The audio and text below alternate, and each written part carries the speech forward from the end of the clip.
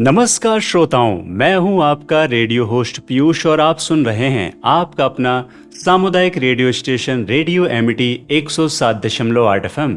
श्रोताओं, आज हम आ चुके हैं नोएडा सेक्टर 39 के डिस्ट्रिक्ट हॉस्पिटल में, जहां हमारे साथ जुड़ रही हैं डिस्ट्रिक्ट मलेरिया ऑफिसर डॉक्टर श्रुति कीर्ति वर्मा मैम। मैम, सबसे पहले तो आपका बहुत बहुत स्वागत है। Thank you so much. Ma'am, जैसा कि हम आज आपसे मिलने आए हैं नेशनल डेंगू डे पर बात करने के लिए, तो मैम सबसे पहले तो डेंगू के बारे में थोड़ा सा बताइए कि डेंगू है क्या चीज़। देखिए, डेंगू एक मच्छर जनित बीमारी है और मच्छर इसमें एज ए वेक्टर की तरह काम करता है और मेनली ये वायरस से संक्रमण होता है इसका। तो हमारा अभियान भी लगातार चलता रहता है। तो स्पेशली अगर हम डेंगू की बात करें तो डेंगू जो बीमारी है वो स्पेशली मच्छर से ही फैलने वाली बीमारी है। अच्छा, तो ये किसी खास मच्छर की वजह से होती है जो? हाँ, देखिए, ये एडीज मच्छर होता है और इसकी खास विशेषता ये होती है, जब आप इसे देखेंगे तो इसके पैरों में चकत्ते से रहते हैं, वाइट स्पॉट्स पड़े रहते हैं, तो बड़ी आसानी से आप इसे पहचान सकते हैं। और इस अच्छा। मच्छर की दूसरी विशेषता ये भी है कि आपका ये दिन में काटता है ये मच्छर। अच्छा। और बहुत ज़्यादा ऊंचाई तक उड़ता नहीं है। जैसे एनाफिलीज है, वो क्या करता है, एक बार अगर आपका ब्लड पी लेगा उसके बाद वो रेस्टिंग फेज में चला जाता है, दीवार पे किसी ऊंचे स्थान पे जाके वो बैठ जाता है। अच्छा। और इसका जो आप देखेंगे हमेशा 2 से 3 फीट ही रहता है। इसीलिए अक्सर हम सबको ये सलाह भी देते हैं कि आप पूरी बहाव के कपड़े पहन के रखें और अपने पैरों को भी ढक करके रखें, क्योंकि वो 2 से 3 फीट पे सक करता है, उसके बाद फिर वो जाके रेस्टिंग फेज में बैठता है। अच्छा। और छोटी सी बात मैं आपको ये भी बताना चाहूंगी कि ये मच्छर क्या करता है, एक व्यक्ति को काटने के बाद फिर दूसरे को, फिर तीसरे को। अच्छा। ये इसकी टेंडेंसी होती है।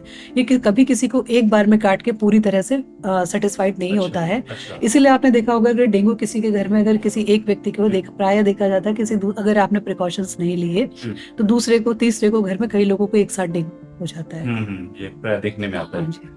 तो मैम, जैसे अभी मुझे सुनने को आता है कि गंदे पानी की वजह से या कहीं भी जमा हो जाता है, तो क्या सेम मलेरिया वाला जो लक्षण है वो इसमें भी आता है कि सेम जगह पानी गंदा जमा होने की वजह से होता है? देखिए, बहुत सारी भ्रांतियां हैं कि हमारी टीम विजिट करती है, मैं भी कई जगह जाती हूँ, तो लोग कहते हैं नाला में पानी भरा हुआ है, इसकी वजह से मैं डेंगू हो गया। तो ये इसकी टेंडेंसी यही है कि ये बहुत साफ पानी में पैदा होता है ये मच्छर, और अपने एग लेइंग भी वही करता है। इसको साफ वाटर चाहिए होता है। अच्छा। एनाफिलीज की टेंडेंसी, जिससे हमारी मलेरिया होता है, वो मॉस्किटो हमेशा ऐसी जगह पे होता है जहाँ पे थोड़ा गंदला पानी यानी कि मडी वाटर होता है। तो बारिश का पानी अगर मान लीजिए कहीं भर जाता है और अगर वहाँ पे मड है तो वो एनाफिलीज के जो है बड़ा अच्छा उसके लिए प्लेस बन जाता है, ब्रीडिंग साइट बन जाती है उसके लिए। और इसके लिए क्या है, अगर बारिश का पानी किसी खास साफ जगह स्टोर हो गया, आपने जैसे छत पे कोई कंटेनर रख दिया, वहाँ है, आपने कोई पॉट, आपने कूलर है, आपने कूलर साफ करके पानी भरा, तो और इसको चाहिए थोड़ा सा शेडी चीजें, थोड़ा मतलब ये चाहता है कि ठंडी ठंडी जगह, मॉइस्ट जगह। तो अगर ये इसको मिलता है प्लस साफ वाटर मिलता है तो ये आराम से ग्रो करता है, इसकी ब्रीडिंग काफी। मैम, लोग ये सोचेंगे कि अभी तक बात हो रही थी कि गंदा पानी जमा न होने दें, लेकिन अब सोचेंगे कि साफ पानी में होता है, तो फिर साफ पानी होता है तो फिर उसको कैसे वो एनालिसिस करें कि ये साफ पानी में भी ना हो? तो क्या ऐसा किया? देखिए, आप अपने हमेशा दिमाग में रखिए कि चाहे गंदा वाटर हो या आपका ये हो, मच्छर को हमें पनपने नहीं देना है। अच्छा। कोशिश हमारी यही होनी चाहिए। हम अगर रूट लेवल की बात करें तो देखिए, चाहे मलेरिया हो या डेंगू हो या चिकनगुनिया हो, फिर दूसरी बीमारी जो हमारे जनपदों में अभी नहीं है, लेकिन चूंकि माइग्रेटरी पॉपुलेशन है, यहाँ पे काफी लोग बाहर से आते हैं, पूर्वांचल से आते हैं, और वहाँ पे भी प्राय देखा गया कि वहाँ पे कुछ जेई के केसेस भी रिपोर्ट हो रहे हैं। और आपके दूसरी बीमारियां भी उधर तरफ है, आपका फाइलेरिया है। तो हम चाहते हैं कि हमारे जनपद जो अभी तक सुरक्षित है फाइलेरिया से, तो कम से कम वो बीमारियां यहाँ पे ना इंट्रोड्यूस हो। तो इस पे भी हमारी रहती है। तो मेरा आमजन से यही अनुरोध है कि आप अगर पानी कहीं भरा देखें, अगर आपके हाथ में है कि उस पानी को आप हटा सकते हैं तो पहले तो आप हटा दीजिए, और अगर आप नहीं हटा पा रहे हैं तो उस पानी में आप कुछ ना कुछ उसमें डालिए, जैसे डीजल आप डाल दीजिए, जला हुआ मोबिलाइल ऑयल डाल दीजिए। इस तरह के प्रिकॉशंस आप लेंगे, और पानी आपको स्टोर करके नहीं रखना है। अच्छा, जिससे कि उसके अंडे डिस्ट्रॉय हो जाए। जिससे उसके ये है कि, और दूसरा ये भी, जैसे आपने कूलर खाली किया, कई लोगों को अभी हमने इस बारे में बताया है कि वो कूलर साफ करते हैं लेकिन वो पानी फिर उसको नाली में बहा देते हैं। अब उसमें जो एग है वो तो नाली में बह के चला गया, वो अपना प्लेस फिर बना लेगा और फिर उसके बाद में लार्वा बन जाएगा, नष्ट नहीं हुआ। तो अगर आप उसको स्क्रबिंग कर रहे हैं कूलर की या किसी भी पॉट की स्क्रबिंग करने के बाद में उसे जब आप धो रहे हैं तो वो आप सूखी जगह पे फेंकिए, उसको पानी ना मिले। पानी नहीं मिलेगा तो वो एग डिस्ट्रॉय हो जाएगा। अच्छा। तो ये चीजें हमें थोड़ा सा समझ के रखना पड़ेगा। तो मैम जैसे कि ज़िला अस्पताल की अब बात करते हैं तो कोई मरीज़ डेंगू से प्रभावित हो जाता है, तो यहाँ पे जाँच की सुविधाएँ क्या हैं और इलाज क्या है? वो थोड़ा-सा बताएँ अगर कोई आता है तो? जी। देखिए बहुत कॉमन चीज़ है ये। हमारे जिला अस्पताल में सारी फैसिलिटीज़ हैं। हुँ, आप यहाँ पे डेंगू का अगर कोई मान लीजिए 3-4 दिन का बुखार का पेशेंट जाता है, तो हुँ, उसके पास भी सुविधा है। अगर मान लीजिए किसी कारणवश उसको थोड़ा डिले हो गया, हुँ, 5-6 दिन के बाद वो पहुँचता है, हुँ, तो इसमें 2 तरह के टेस्ट होते हैं। एक होता है एनएसवी एनालाइज़र, एक हुँ, आईजीएम एनालाइज़र।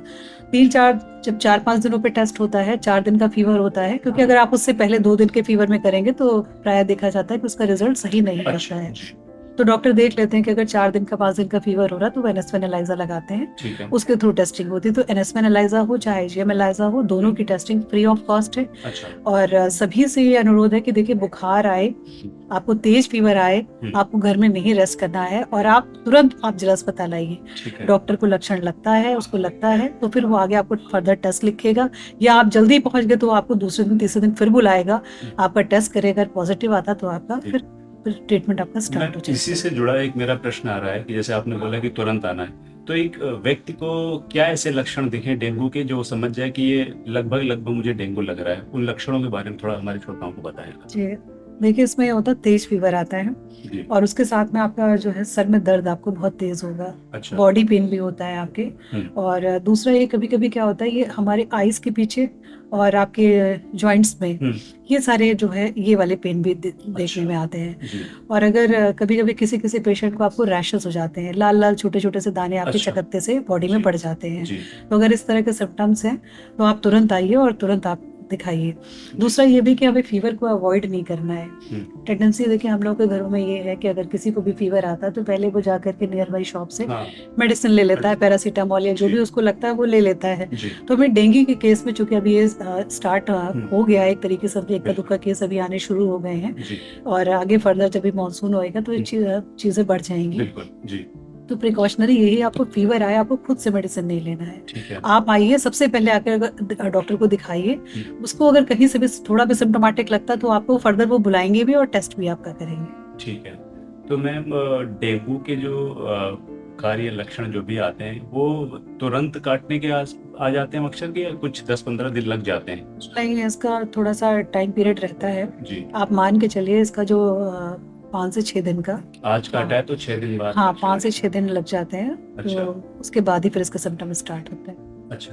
तो मैम जैसे हमारा ये अर्बन क्षेत्र है, तो यहाँ पे क्या ऐसे कुछ ऐसे क्षेत्र हैं जो बहुत ही ज़्यादा सेंसिटिव हैं डेंगू को लेके, जहाँ पे थोड़ा-सा ध्यान रखने की आवश्यकता है? देखिए है क्या, मलेरिया विभाग जो हमारे जनपद में संचालित है, जी, मुख्य चिकित्सा अधिकारी महोदय के अधीन, तो जी, ये जो है समय-समय पे और लगातार अपने सर्वे करता रहता है। जी, साथ ही हमारी जो आशा बहन जी हैं, तो वो भी लगातार सर्वे करती रहती हैं जी, और उन सर्वे के आधार पे कुछ हमारे इंडिकेटर्स होते हैं, उन इंडिकेटर्स को हम निकालते हैं और देखते हैं कि कौन से हाई रिस्क एरियाज़ हैं, कहाँ से केसेज़ हमारे डिनोट हो रहे हैं या फ़ीवर की टेंडेंसी किन क्षेत्रों में ज़्यादा हो रही है। तो इन हुँ, सब के आधार पे चीज़ें निकाली जाती हैं।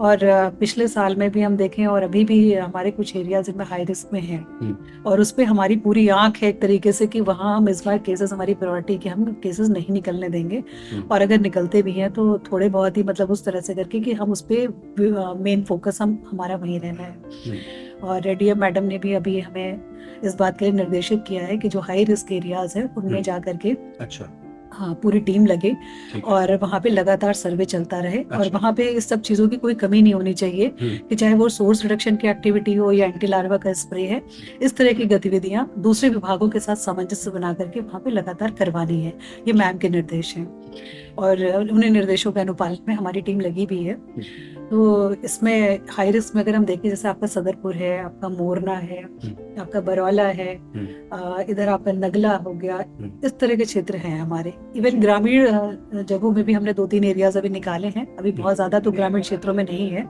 लेकिन फिर भी जैसे आपका उधर किशोरपुर आपका गाँव एक पड़ता है जेवर के साइड में, अच्छा, तो वो थोड़ा-सा सेंसिटिव है। धनौरी कला ये दनकौर में है, इवन दनकौर जो प्रॉपर है, हुँ, कासना है, इस हुँ, तरह के जो एरियाज़ हैं वो तो अभी हाई रिस्क में है। अच्छा। तो मैम श्रोता ये उनको ये भी बता दीजिए कि जैसे कोई डेंगू से प्रभावित हो जाता है, तो उसकी दवाएं क्या कोई निश्चित तरीके की आती हैं या फिर वो कोई कॉमन दवाइयाँ ही चलती हैं और वो कैसे ठीक हो जाता है, कितने दिन में ठीक हो जाता है अगर वो प्रभावी हो जाए इससे? देखिए, अगर कुछ हम सावधानी बरतें तो डेंगू से हमें बिल्कुल घबराने की जरूरत नहीं है। जी आम जनमानस में ये बड़ी भ्रांति होती है कि डेंगू है तो डेंगू का मतलब हो गया अब हमें जाके अस्पताल में एडमिट हाँ। होना है, उसके बाद ही हम जाके ठीक। जी जी अगर आप शुरू से ध्यान रखेंगे, मान लीजिए मुझे फीवर आया, आज मेरा दूसरा दिन है, मैं फटाफट हॉस्पिटल जाऊं, अपने को दिखाऊं, डॉक्टर मुझे बुलाएंगे, दो हो सकता है दूसरे दिन बुलाएं, तीसरे दिन बुलाएं, आपको दोबारा जाना है, तब तक वो प्रिकॉशनरी आपको सारी चीजें बताएंगे ठीक है। कि आपको पैरासीटामोल लेनी है, आपको ज्यादा से ज्यादा पानी पीना है, आपको कोकोनट वाटर लेना है, मतलब आपको जो है इस तरह की प्लेंटी ऑफ जो है हमारी चीजें आपको लेनी है। ठीक है।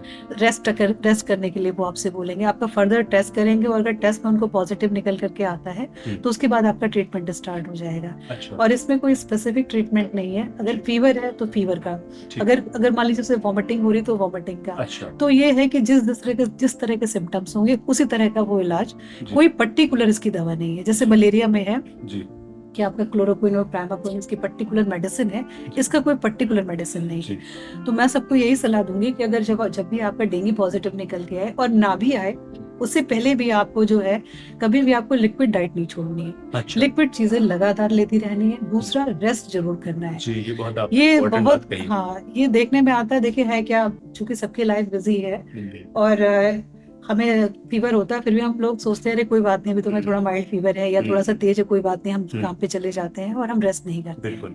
कई बार हमारे ये भी संज्ञान में आता है, क्योंकि पेशेंट से बातचीत होती है तो पेशेंट को पता है कि हमें डेंगू है, उसके बाद भी वो काम पे जा रहा है।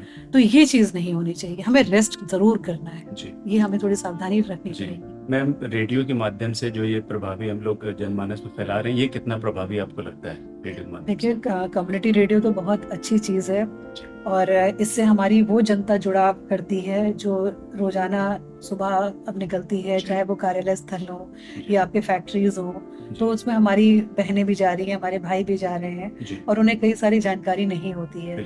तो कम्युनिटी रेडियो के माध्यम से कम वो जो पर्टिकुलर एक एरिया है तो वहाँ के सारे लोग जागरूक होते हैं और काफी लोग, मुझे पता है, इसको सुनते हैं और इसके माध्यम से वो, अब जैसे मैंने बहुत बेसिक फॉर्म में आपको सारी इन्फॉर्मेशन दी है कि ताकि हमारे जो श्रमिक भाई बंधु हैं वो सारी चीजों को बेहतर तरीके से समझ सके, और इससे अच्छा माध्यम और कुछ भी नहीं हो सकता। तो बड़ा फ्रूटफुल है कम्युनिटी। मैम, जाते जाते जनता के लिए आपका इस स्वास्थ्य क्या संदेश होगा, स्वास्थ्य के लिए डेंगू के ऊपर?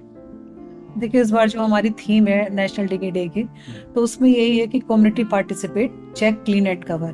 तो जन भागीदारी बहुत इंपॉर्टेंट है। तो हमारे जितने भी श्रोता हमारे गण सुन रहे हैं इसको, तो देखिए आप लोगों को यही करना है इस बार कि आप लोगों को अच्छे से, चाहे आप हर रविवार एक रख लीजिए, जैसे हमारा रहता भी है स्लोगन, हर रविवार मच्छर पे वार, लार्वा पर प्रहार।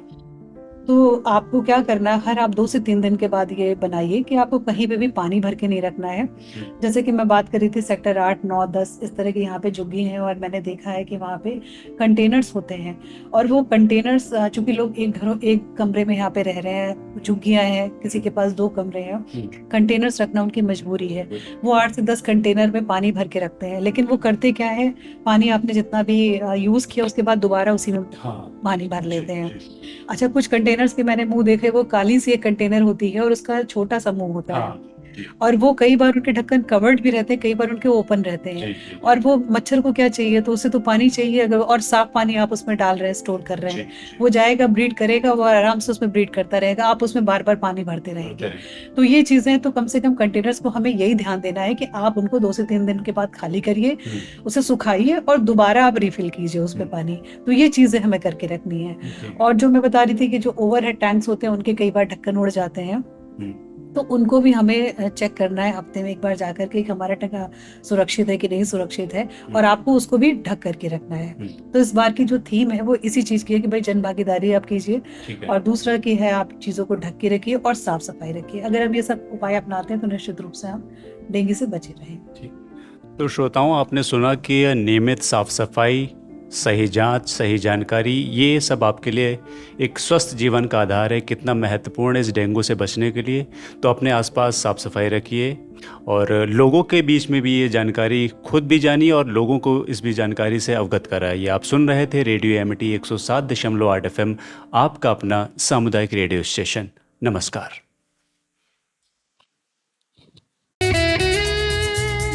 खुशियों के नए तराने